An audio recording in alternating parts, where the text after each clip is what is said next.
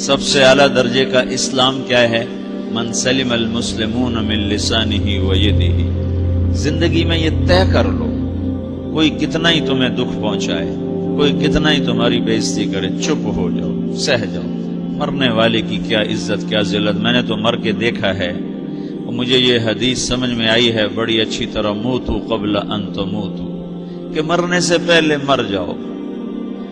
اس وقت اگر میں مر جاتا تو مجھے کوئی گالیاں دیتا تو مجھے کیا نقصان تھا، اور مجھے کوئی نعرے لگاتا میرے لیے تو میرا کیا نفع تھا۔ تو مرنے سے پہلے مر جاؤ، کوئی تمہیں برا بھلا کہے تو تمہارا کیا نقصان ہے، تمہیں کوئی واہ واہ نعرے لگائے تمہیں کیا نفع ہے۔ اگر اللہ راضی ہے تو مرد آباد اور زندہ باد سے بے نیاز ہو۔ ابو ذر رضی اللہ تعالیٰ عنہ کو ایک آدمی نے گالیاں دی تو انہوں نے فرمایا بیٹا ایک گھاٹی آگے آ رہی ہے، اس میں گر گیا تو جو کچھ کہہ رہے ہو اس سے بھی زیادہ کا حقدار ہوں، اور اگر پار ہو گیا تو تیری گالیوں سے مجھے کوئی فرق نہیں پڑتا ہے۔ من سلم المسلمون من لسانہ و یدہ موتوا قبل ان تموتوا۔ چونکہ آج کل اخلاق ہیں انتقامی، معاف کرنے والے اخلاق ہیں نہیں، انتقامی اخلاق ہیں۔ ہمارا معاشرہ انتقامی ہے، اچھا کرو گے تو ہم اچھا کریں گے، برا کرو گے تو ہم برا کریں گے، جیسا کہو گے ویسا ہم سے سنو گے۔ یہ ہمارا ماحول ہے، یہ ہمارا۔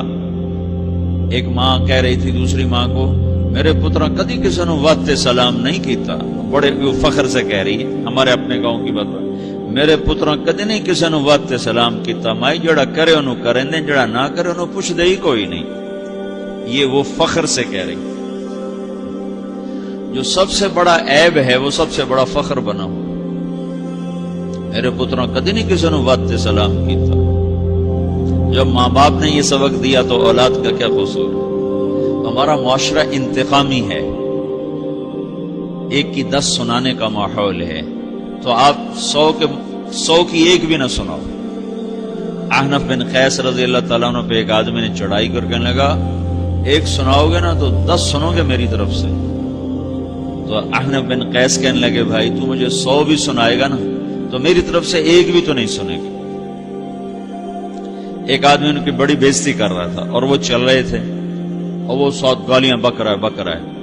جب آ گیا نا قریب شہر تو کہنے لگے دیکھ اب میرا قبیلہ یہاں رہتا ہے، اگر کسی نے سن لیا نا تو تیری بڑی دھلائی کر دے گا، تو نے جو مجھے گالیاں دینی میں کھڑا ہوں یہیں تو دے لے، تو اپنا سارا زور پورا کر لے تاکہ آگے تجھے کوئی تکلیف نہ پہنچا دے میری وجہ سے۔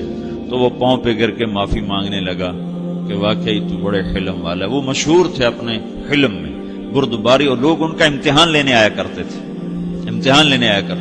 کہ بھئی کوئی ہے جو احنف کو غصہ دلا تو لوگ ناکام ہو جاتے تھے، ان کو غصہ نہیں آتا۔ ایسے ایک عرب سردار گزرا معن بن زائدہ، وہ بھی اپنے حلم میں بڑے مشہور تھے۔ ایک دفعہ لوگوں میں شرط لگ گئی کہ کوئی ہے معن بن زائدہ کو غصہ دلائے تو ہم اس کو انعام دیں گے۔ تو ایک شاعر نے کہا میں غصہ دلاتا ہوں، تم دیکھنا ایسے سیخ پا ہو جائے گا جیسے جانور۔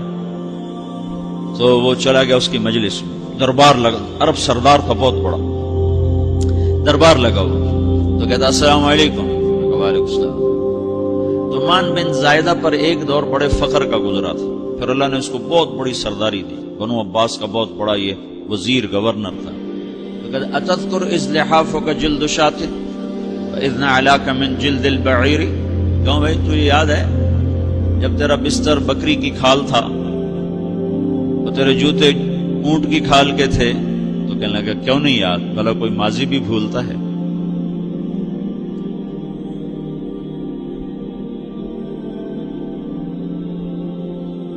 تو وہ کہنے لگا پہلا وار تو خطا کا، کہ سبحان الذی اعطاک ملکا وعلمک الجلوس علی السریر، تو پھر ساری تعریفیں تو اللہ کی ہیں جس نے تیرے جیسے کو تخت پہ بٹھا دیا۔ کہاں بھئی ساری تعریفیں اللہ کی ہیں، میری تو کوئی اوقات نہیں۔ تو کہنے لگا سأرحل عن دیار انت فیہا وان جار الزمان علی الفقیر، جہاں تیرے جیسا حکمران ہو وہاں مجھے رہنا گوارا ہی نہیں ہے، میں یہاں سے چھوڑ کے نکل جاؤں گا چاہے کتنی تکلیف اٹھاؤں۔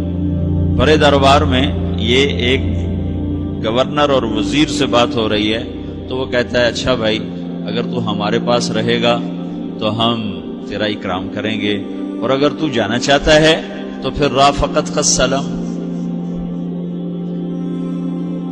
تو وہ یہ بار بھی خالی گیا تو کہنے لگا فجد لی ابن ناقصۃ بمال،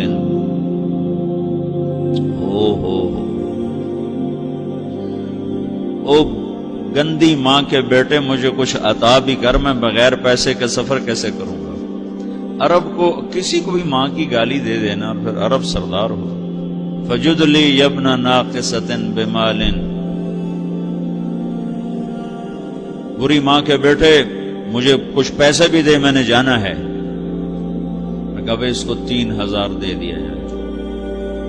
اللہ، تو کہنے لگا قلیل ما آتیتنی وانی لأطمع منک فی الکثیر، یہ تو بہت تھوڑا تو نے دیا ہے، مجھے اور دے۔ کہا اچھا بھائی 3000 اور دے دو۔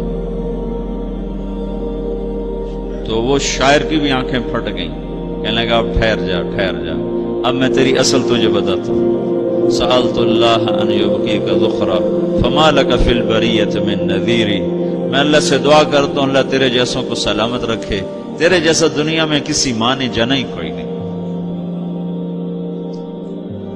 فمنک الجود والافضال حقا وفضل یدیک کالبحر الغزیر، تو ہی سخی ہے، تو ہی کریم ہے، اور سمندر بھی تیری سخاوت کے آگے کچھ نہیں ہے۔ تو نے کہا اچھا بھائی تو نے ہماری برائی کی، ہم نے تمہیں 6000 دیے، اب تو نے ہماری تعریف کی، اب 10,000 اور دے دو اس کو۔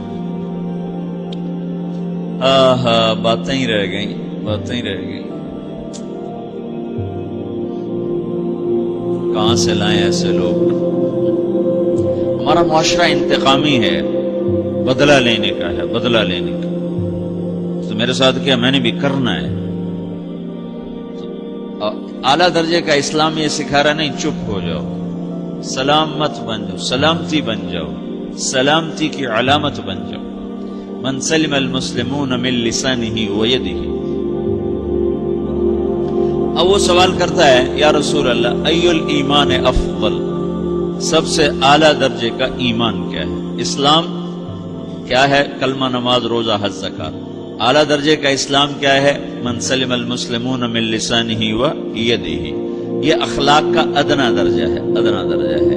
ادنا درجے پر پہنچ کر آپ اسلام میں اعلیٰ درجے پر آ سکتے ہیں۔ وہ سوال کرتا ہے ایمان کیا ہے؟ تو آپ نے کہا اللہ پر، فرشتوں پر، کتابوں پر، رسولوں پر، موت کے بعد کی زندگی پر، تقدیر پر۔ اب ایک اور سائل سوال کرتا ہے ای الایمان افضل، سب سے اعلیٰ درجے کا ایمان کیا ہے؟ تو آپ نے فرمایا حسن الاخلاق، اچھے اخلاق سب سے اعلیٰ درجے کا ایمان ہے۔ جو آدمی اسلام میں، جو آدمی اخلاق میں، جو مرد عورت اخلاق میں ادنا درجے پر ہوتا ہے وہ اسلام میں اعلیٰ درجے پر پہنچتا ہے۔ اب اگر وہ اخلاق میں اعلیٰ درجے پر آ جائے تو اب یہ کہاں پہنچے گا؟ اب یہ کہاں پہنچے گا؟ میرا نبی کہہ رہا ہے سب سے اعلیٰ درجے کا ایمان ہے حسن اخلاق، حسن اخلاق۔ ابو ہریرہ نے پوچھا یا رسول اللہ وما حسن الاخلاق، یہ بھی ایک اور حدیث ہے، یا رسول اللہ حسن اخلاق کیا چیز ہے؟ تو آپ نے 3 چیزیں فرمائی، تصل من قطعک وتعطی من حرمک وتعفو عمن ظلمک، جو تم سے توڑے نہ تم اس سے جوڑو، نہیں کرتا سلام نہ کریں، کوئی ہم چھوٹے باپ کے ہیں، ہم تو کبھی بھی نہ کریں، ہم تو کبھی بھی نہ منہ تھوکیں بھی نہیں، ہم تو میرا نبی کہہ رہا ہے جو توڑے تم اس سے جوڑو، جو محروم کرے اسے عطا کرو، جو زیادتی کرے اس سے درگزر کرو۔ یہ 3 کام جو عورت مرد کر لے گا یہ اخلاق کے اعلیٰ درجے میں ہے۔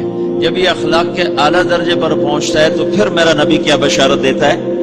ادنا درجے پر پہنچ کر تو اعلیٰ مسلمان کی بشارت ہے، اور اخلاق میں اعلیٰ درجے پر پہنچ کر میرا نبی کہتا ہے کاد الحلیم ان یکون نبیا، اعلیٰ اخلاق والا بس نبی بنتے بنتے رہ جاتا ہے۔ اعلیٰ اخلاق والا ایسے ہے جیسے کہ نبی، قریب ہے کہ وہ نبی بن جائے، یہ تو نا ترجمہ، لیکن ہم ہمارے اردو میں کہتے ہیں وہ نبی بنتے بنتے بنتے رہ گیا۔